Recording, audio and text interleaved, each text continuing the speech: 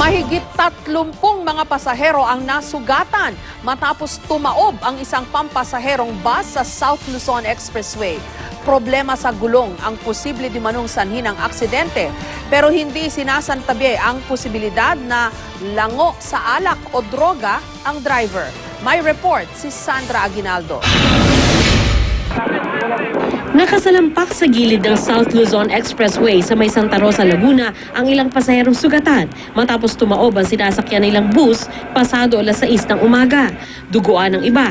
Ang babaeng ito naputulan ng kamay. Ayon sa ilang saksi, nakita raw nilang nagpagyawang-gewang tsaka tumagilid ang SCCI Transit na biyaheng Batangas-Buendia. Biglang kumalabog yung bus, tapos nawalan siya ng gulong. Nakita niyo po? Nakita niyo? Yung anak ko kasi, tapos tumakbo kami doon, puluduan na. Pumutok yung gulong nila eh. Sa pagtaob ng bus, naokupa nito ang 3 lanes ng SLEX, kaya nagkabuhol-buhol at daloy ng trapiko. Rush hour pa naman.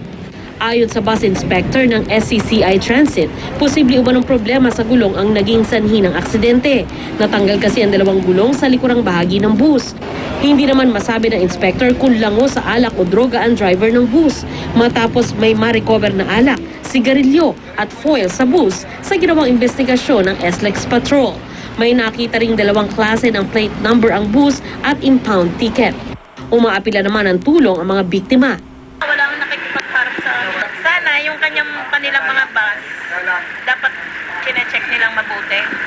Inaalam pa kung kabilang ang mga driver at konduktor ng SCCI bus sa mga dinala sa ospital dahil hindi pa raw sila makontak. Hinihintay pa ang pahayag ng SCCI Transit Bus Company kaugnay sa insidente. Sandra Aguinaldo, GMA News.